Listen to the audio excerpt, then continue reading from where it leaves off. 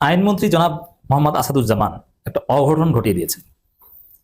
ধৃষ্টতা এবং limit cross করেছেন, ধৃষ্টতা দেখিয়েছেন, চরম ধৃষ্টতা দেখিয়েছেন। উচিত এই আইনমন্ত্রীর বিরুদ্ধে এখনই রুখে দাঁড়ানো, তার লাগাম টেনে ধরা এবং প্রতিবাদের ঝড় তোলা। আমার তো মনে হয় প্রত্যেকটা মসজিদ থেকে বাইতুল মুকাররম থেকে আইনমন্ত্রীর বিরুদ্ধে বিক্ষোভ মিছিল হওয়া দরকার। ওর জন্মের ঠিক নাই, সেজন্য ও বলতে পারে এখানে কেউ মারা যায়নি। ওর যদি জন্মের ঠিক থাকে, আমি চ্যালেঞ্জ দিলাম, তাহলে ও বাংলাদেশের বেইমানি করতে পারে না এবং বাংলাদেশের কোনো মিডিয়া তার কোনো কভারেজ দেওয়া উচিত না।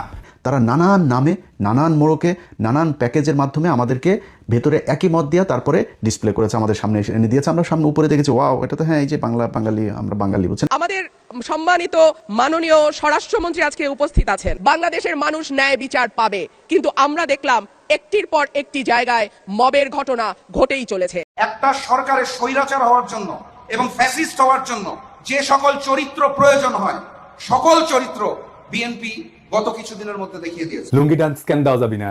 শেখ মুজিবকে খুব বেশি বুঝে গেছো না? হ্যাঁ, এই যে বুঝে রাখেন, বুঝছেন? এই যে আওয়ামী লীগ কলে ফিরে আসবে এই যে সংখ্যালঘুর ঘাট ধরিয়া আর নারীর ঘাট ধরিয়া, বুঝছাও?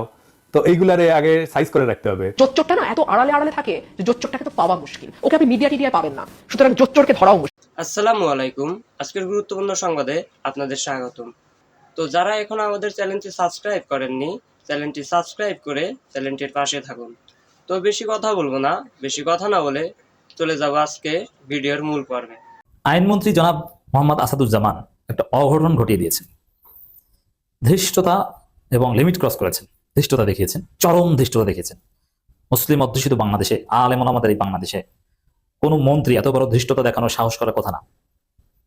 জামাত, শিবির, চরমোনাই, হেফাজত, এদের উচিত এই আইনমন্ত্রীর বিরুদ্ধে এখনই রুখে দাঁড়ানো, তার লাগাম টেনে ধরা এবং প্রতিবাদের ঝড় তোলা। আমার তো মনে হয় প্রত্যেকটা মসজিদ থেকে বাইতুল মুকাররম থেকে জুমার নামাজের পর আইনমন্ত্রীর বিরুদ্ধে বিক্ষোভ মিছিল হওয়া দরকার, হেফাজতের করা দরকার। অথচ কোনো বিবৃতি নেই, কিছু না। জামাতের লোকজন তেমন কিছু বলছে না, অথচ তিনি কিন্তু বিরাট আকাম করেছেন। কেন বলছেন আমি জানি না, তবে আমি দৃষ্টি আকর্ষণ করছি। যারা সোশ্যাল মিডিয়া লেখালেখি করেন, অ্যাক্টিভিজম করেন, আপনাদের দায়বদ্ধতা আছে অন্যায়ের প্রতিবাদ করার। ইসলামের বিরুদ্ধে এভাবে কটূক্তি করবে আর আপনার চুপ থাকবেন, এটা হতে পারে না। সবাই কলম ধরুন। তিনি কি বলেছে দেখেন, আপনারাই তার বক্তব্য খুঁজে বিশ্লেষণ করেন, আমি আমার বিশ্লেষণ দিচ্ছি। ইত্তেফাক শিরোনাম করেছে এইভাবে: মসজিদগুলোতে বেহেশতের টিকিট বিক্রির জন্য ইমাম নিয়োগ দেওয়া হচ্ছে আইনমন্ত্রী। এই বক্তব্য ডেফিনেটলি জামাতকে ইঙ্গিত করে বলেছে। যাকে ইঙ্গিত করে বলেন, সাপোজ মসজিদ তো মসজিদ, মসজিদ জামাতের মসজিদ বলতে কোনো মসজিদ নেই, কিন্তু জামাতপন্থীদের মসজিদ বা জামাতপন্থীরা যদি তৈরি করে, বা চরমোনাই কোনো মাদ্রাসার মসজিদ হোক অথবা শর্ষিনা দরবার শরীফের মসজিদ হোক, মসজিদ ইজ মসজিদ। মসজিদ নিয়ে কটূক্তি করার অধিকার কারো নাই।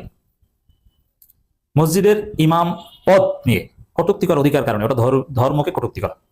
ব্যক্তির বিরুদ্ধে অভিযোগ থাকতে পারে, ব্যক্তি ইমামের বিরুদ্ধে আপনি সমালোচনা করতে পারেন সুনির্দিষ্টভাবে, কিন্তু মসজিদকে আমভাবে সমালোচনা করলে আপনি ইসলামের বিরুদ্ধে অবস্থান নিয়েছেন, আপনি ইসলামকে কটূক্তি করছেন, কটাক্ষ করছেন। ব্যক্তি ইমামের সমালোচনা করতে পারেন, কিন্তু ইমাম পদকে যদি আপনি আমভাবে, এখানে এই আলোচনা বুঝতে হলে আম খাস বুঝতে হবে। উসুলে ফিকহে আম খাস একটা গুরুত্বপূর্ণ পরিভাষা। আপনি আমভাবে আপনি সমালোচনা করতে পারেন না, তাহলে আপনার ইমান থাকবে না। আপনাকে বিখাসাতান সুনির্দিষ্টভাবে কোনো ইমামের বিরুদ্ধে অভিযোগ থাকলে সেটা বলতে হবে। কিন্তু যদি বলেন যে ইমামতি এটা একটা ফালতু জিনিস, ইমামরা খারাপ, তাহলে আপনি ইমান শেষ। আপনাকে আবার কালেমা পড়ে মুসলমান হতে হবে। আপনি এই মাসালা যদি না বুঝেন, ইমাম আবু হানিফার ফিকুল আকবার পড়েন। কিন্তু আপনি যদি বলেন কোনো ব্যক্তি ইমামের বিরুদ্ধে অভিযোগ থাকে যে না অমুক আসলে খারাপ লোক, অসৎ লোক, জেনাকার বা রাজাকার, অমুক তমুক, আপনি বলেন, সমস্যা নেই। বাইতুল মুকাররমের খতিবের সমালোচনা করেন, কোনো সমস্যা নেই। ব্যক্তি আব্দুল মালিকের কিংবা তারেক মনোয়ারের সমালোচনা করেন যে তারেক মনোয়ার খারাপ, মিথ্যাবাদী। কিন্তু যদি বলেন যে ইমামরা খারাপ, এটা করতে পারবেন না। ধর্মে ইমামদেরকে আলাদা একটা মর্যাদা দেওয়া হয়েছে, এবং ঢালাওভাবে মসজিদকে কখনো আপনি সমালোচনা বস্তুতে পরিণত করতে পারবেন না। মসজিদকে খাসভাবেও আপনি সমালোচনা করতে পারবেন না, আমভাবেও পারবেন না। কারণ মসজিদের কোনো দোষ নাই। মসজিদ এটা একটা বস্তু, একটা জায়গা, ব্যক্তি না। আইনমন্ত্রী কি করেছে দেখেন, এই যে জাস্ট এই বক্তব্যটা একটু আপনারা নিরপেক্ষ মন মগজ নিয়ে কল্পনা করেন, ব্যাখ্যা করার চেষ্টা করেন।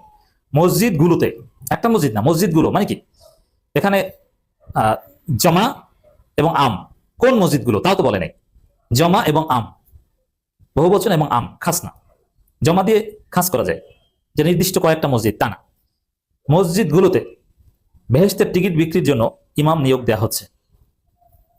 আচ্ছা, কোন মসজিদগুলোতে বেহেশতের টিকিট বিক্রির জন্য ইমাম নিয়োগ দেওয়া হচ্ছে আপনি সেটা বলতে পারেননি। আর ইমাম নিয়োগ দেওয়া হচ্ছে, ইমাম নিয়োগ নিয়ে আপনার আপত্তি কেন? আপত্তি মানে ইমামরা বেহেশতের টিকিট বিক্রি করছে, তো মসজিদ এবং মসজিদের ইমামদের নিয়ে আপনার আপত্তি। কোন মসজিদের ইমাম নিয়ে এটা আপনি তো বলতে পারেন, আপনি বলেন পারলে। এখন আপনাকে যদি আলেম ওলামারা ধরে, হেফাজত ধরে, তাহলে বলবেন যে আমি জামাতের কথা বলি। আচ্ছা, জামাতের মসজিদ কোনটা বলেন? বাংলাদেশের একটা মসজিদ দেখান তো আপনার ঝিনাইদহ বা কোথাও, যে এটা জামাতের মসজিদ। জামাতের মসজিদ বলতে তো কোনো মসজিদ নেই, এবং পুরো কমিটির লোকজন জামাত, এরকমও কোনো মসজিদ দেখাতে পারবেন না, এবং শুধু জামাতের লোকজন নামাজ পড়ে এরকমও কোনো মসজিদ দেখাতে পারবেন না। আর কোনো ইমাম যদি জামাতের হয়ে থাকে, তাকে আপনি এইভাবে কটূক্তি করতে পারেন না। আর আপনি ধর্মের কি বুঝেন? আপনি তো এই ধর্মীয় জ্ঞানের দিক থেকে একজন মূর্খ, আপনি এই বিষয়গুলো বলছেন কেন? তো এই ধর্মীয় জ্ঞানের অভাবের কারণে জামাতের সমালোচনা করতে যে ইসলামের বিরুদ্ধে অবস্থান নিয়েছে, ইসলামের সমালোচনা করেছে, মসজিদ এবং ইমাম এই পদের বিরুদ্ধে অবস্থান নিয়েছে আইনমন্ত্রী আসাদুজ্জামান। অতএব তার বিরুদ্ধে লেখুন, বিবৃতি দেন, প্রয়োজনে বিক্ষোভ মিছিল করুন, যে ক্ষমা চাইতে হবে, তওবা করতে হবে। অবশ্য হেফাজতটা এখন অন্ধ হয়ে গেছে, তারা এগুলো দেখে না, ইসলামকে এভাবে কটূক্তি করছে এটা দেখে না। মসজিদগুলোতে বেহেশতের টিকিট বিক্রির জন্য ইমাম নিয়োগ দেওয়া হচ্ছে, যদিও বাস্তবে এই বক্তব্যটা যদি আমরা সরলভাবে নেই, কথা ঠিক। হ্যাঁ, মসজিদের ইমামদের কাজই তো বেহেশতের টিকিট দেয়া, বেহেশতের রাস্তা দেখানো। বেহেশতের টিকিট কি? নামাজ পড়লে বেহেশতে যাওয়া যাবে। নামাজ ইন্নাস সালাতা তানহা আনিল ফাহশাই ওয়াল মুনকার, নামাজ অন্যান্য সব খারাপ কাজ থেকে বিরত রাখবে। এই জন্য নামাজকে বলা হয়েছে বেহেশতের টিকিট। আপনি জানেন, এই হাদিস জানেন, নামাজ বেহেশতের টিকিট। চাবি তো টিকিট। টিকিট মানে কি? যার মাধ্যমে ঢোকা যায়, চাবির মাধ্যমে ঢোকা যায়। নামাজ বেহেশতের চাবি, যদিও এটা দুর্বল হাদিস, কিন্তু ভাবার্থের দিক থেকে কথা সত্য। কারণ নামাজ পড়লে অন্যান্য জিনিস সব ঠিক থাকে, এবং ফরজ ইবাদত পালন করে আল্লাহ অন্যান্য বিষয়ে, অন্যান্য ভুল ত্রুটি ছোটখাটো এগুলো ক্ষমা করে দিতে পারে। বাস্তবে তো এইটাই, কিন্তু এটাকে এই ধর্মীয় জ্ঞানের অভাবের কারণে এই মূর্খ মন্ত্রী তিনি নেতিবাচকভাবে উপস্থাপন করছেন, এবং ইমাম সমাজ এবং মসজিদকে কটাক্ষ করা হয়েছে তার এই বক্তব্যের মাধ্যমে। এটা আমরা চোখ বুজে সহ্য করবো বা আপনার সবাই সহ্য করবেন, এটা হয় না। মসজিদগুলোতে বেহেশতের টিকিট বিক্রির জন্য ইমাম নিয়োগ দেওয়া হচ্ছে। তারপরে আমরা যদি এটা আইন বিচার ও সংসদ বিষয়ক মন্ত্রী মোহাম্মদ আসাদুজ্জামান এই কথা বলেছেন। ঝিনাইদহ শৈলকুপা উপজেলা শেখপাড়া দুঃখী মাহমুদ ডিগ্রি কলেজের পুনর্মিলন অনুষ্ঠানের প্রধান অতিথির বক্তব্যে তিনি মন্তব্য করেন।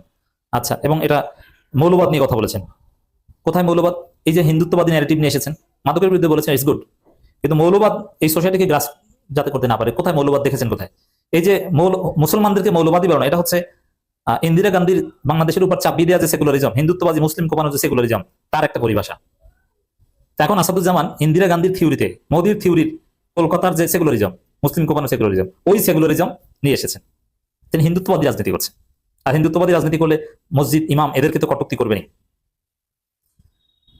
তারপরে যদি আমি সুনির্দিষ্ট ভাবে বলি, জামাতের কোন ইমাম জামাত করে, ইমামতি করে, কোন লোক জান্নাতের টিকিট বিক্রি করেছে দেখাতে পারবেন? তো এইভাবে উল্টাপাল্টা কথা বলে ইসলামকে অপমান করছে বিএনপির মন্ত্রীরা। হেফাজত, চরমনাই বা অন্যান্য ধর্মীয় আউটফিট যারা, তাদের উচিত যে তাকে নসিহত করা, তার লাগাম টেনে ধরা, যে আপনি ধর্ম বুঝেন না, আপনি চুপ থাকেন, এইসব বিষয়ে আপনি কথা বলবেন না। এতক্ষণ গুরুত্ব সহকারে ভিডিওটি দেখার জন্য ধন্যবাদ।